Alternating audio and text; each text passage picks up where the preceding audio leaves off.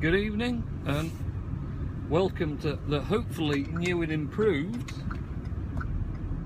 vlog system.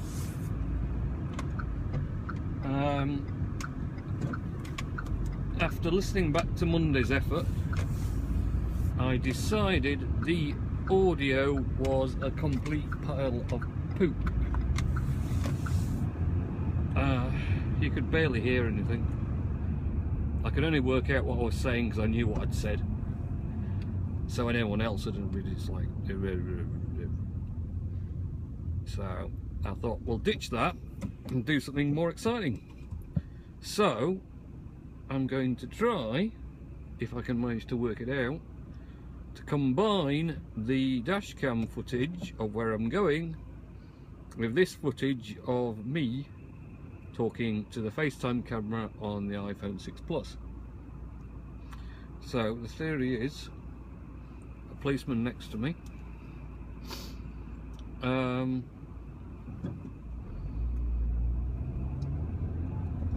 theory is I'm going to put the footage of me talking in a little tiny window on the video, so for the most amount you'll still get the footage of me driving, which to be honest is probably the most interesting stuff. Not that anything, oh, apart from that car going through a red light, that's not right. Okay, normally we wait until the red light changes to green as opposed to just going when there's no traffic going through the other light. But there you are. Takes all sorts. And Mr. Policeman's gone off to his police station for his cup of tea now, so who's gonna help? Oh, he stopped at that one though. Anyway, so yes, what I'm going to do, you know, the footage of me driving, which is probably the most interesting part of the whole thing, and then me in a little window talking to you through the iPhone 6 Plus FaceTime front camera, which will hopefully give us better audio. But I don't know until I try and do it all, and I don't even know if I can do it all the time. I'm gonna have to change from the ancient old iMovie, which is back in goodness knows what year, 2009 I think I'm honestly. Ancient old iMovie, which was doing the job fine, and I'd worked out how to use it, so that was alright. I'm going to have to use something else. At Mosford helpfully suggested, because I know he's done these little inset videos where you've got the main video and the little box. He uses something called ScreenFlow, so I've had a look at that and have a bit more of a look, and then I'll have to look at some other packages and see what I can come up with. So this really, you know, it's only 2 days later from the last one. I can't be doing too many of these because I'm going to really run out of what I'm going to say on them if I'm not careful. So, but this is more of a test of this new idea, new system, just to make it all a bit more worth watching. There's no point in me talking over a video if you can't hear it, really. Although, to be honest, I'm pretty fine with just uploading me driving, or maybe doing compilations of all the footage to pick out the bits where you get people who decide to set off when there's a red light just because, I don't know, they think the laws don't apply to them or something, maybe. Who knows? So yes, that's the idea. Going back to Monday, the PlusNet is going well now. Faster internet, which is good, and everything on the network, all the computers and everything else are all playing nicely together now, although they should be, as they're on the same subnet, which is good. Other things of interest, been really enjoying playing with my youngest Lego Batman 3. That's great on the PS Vita. Great fun, very amusing. My favourite, and I think is as well, is the Joker, who's hilarious whenever you get him on, his little comments and things. Wouldn't it be cool to carry the Earth around in your pocket? And all his little quirky bits and his little outfits and things. He's great. So we got on quite well. Got stuck a bit. Tried to get help from Mosford, but now whenever we get stuck, my youngest wants me to get in touch with Mosford to get help. So he's constantly like, take a photo of this now and send it to that Mosford so he can help us again. So I'm sorry, Mos, but if you get loads of pictures sent to you, it's because my youngest wants help. Whether or not you can or not, it's just going to happen. I'll have to, I was going to show him a couple of your Digital Beasts videos with Johnny, but then I thought, well, hang on a minute, it's probably not the best first language for a 5-year-old to be listening to. Saying that, some of his schoolmates say far worse things than Moz ever does, so he's probably well into it all now already. Good old Buttershaw, thanks for that. So Lego Batman 3, enjoying that.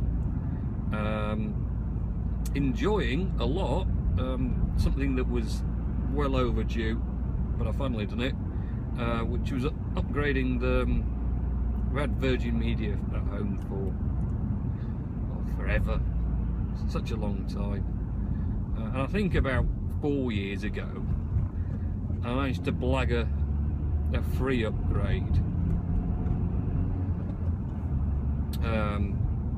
by going through customer support and got about a deal. And then I've been going to do it again and going to do it, and I never got round. You've got to ring them up, and they always have this passcode that you've got to give them, and I'm pretty sure I've forgotten which one it is that I'm supposed to have, and it's always a hassle. So I'd never, you know, kept saying, and I never actually watched the Virgin Media stuff anyway, so they're all like, oh, we want the Tivio thing, this old rust bucket of a whatever it is. Whatever it was, Virgin Media thing isn't any good now, we want the Tivio. Yeah, whatever. But then I looked and it came up I could get the super fast 150 meg broadband. That's interesting. With the 500 gigabyte Tivio. Pay pretty much the same amount per month as I was doing, but I'd have to pay 50 quid for the install fee. Was I really interested in paying the 50 quid? Yeah, I could have blagged it. If I'd rung them up and, you know, said I'm changing to Sky, I was out of contract, I could have got it waived. I'm pretty sure I could have got it waived. But, you know, I was just getting round to it and whatever else. So I just did it online because the package was online, paid the 50 quid. And I've got to admit, the Super Hub router was worth the 50 quid.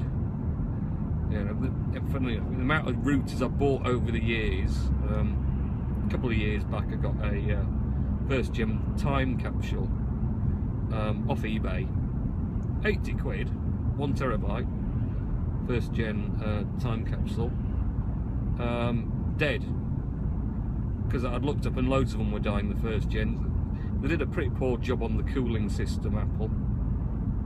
Made it look nice and stuck a lovely rubber base on it to make it quiet, I presume.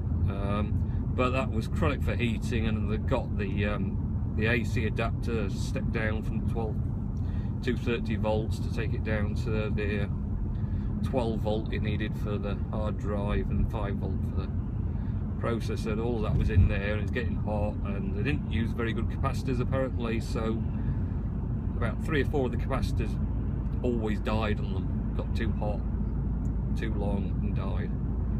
So I'd looked up, thought, right, I was interested in like NAS, network assisted storage, and I thought, right, I'm going to go for this. but I don't want to buy a brand new one, so I'm going to get relatively cheap. But at 80 quid at the time, you couldn't buy a 1 terabyte hard drive for 80 quid. So, you know, on auction on eBay, a dead one, I thought, oh, this is good value, we'll go for that.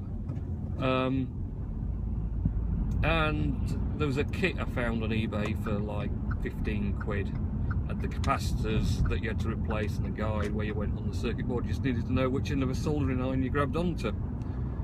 So got that. Not the easiest job to replace those capacitors.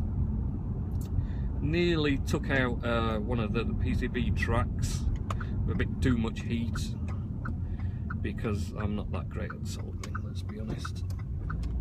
But it worked. It came back to life and functioned again, and 2 years later it still functions. It's a pretty good router. I had it set to just N, so I had another router, an Netgear one, which I had before it anyway, to run the G for older devices that couldn't just do N. If I had the time capsule set to anything other than N, you know, mixed mode, so it'll do the old A, B, G Wi-Fi. The speeds were chronic, even when I was connecting something on N to it, rather than the lower speeds, the speed was chronic. So I just said it's fixed to N, and then another one to feed for those oddities in the household that couldn't handle N strict. So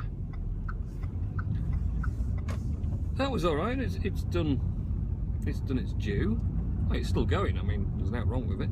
I mean, I was getting about sort of 8 meg transfer where I normally sit the night in the kitchen, on the kitchen counter sort of bit. Something to sit upright and type on the computer. Great big thick brick wall between me and where the router is. It soaks up all the signal. It's terrible. It's amazing. We just move to the doorway and just bang, it goes like from weak to full. But the Super Hub doesn't seem to be affected too much by it, and you know, it's 8 meg to that time capsule. Now I can connect to the time capsule, which is Ethernet wired to the Super Hub.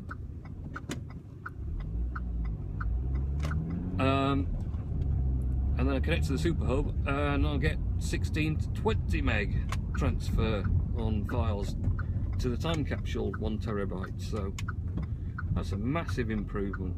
Obviously got the 150 meg internet download, so that's amazing. I set it off through Log Me In today, downloading a 2 gigabyte file, and I think it took 6 minutes. 6 minutes for 2 gigabytes. I was like, okay, that's pretty quick. So yeah, very impressed with the Virgin Media Super Hub at present. Well worth doing. Okay, we're back. 7:10, so a little later than normal, but needs must when you have many things to do. So I will hopefully tonight manage to try and to put all this together, the video and me talking, and we'll see what happens. Okay, night.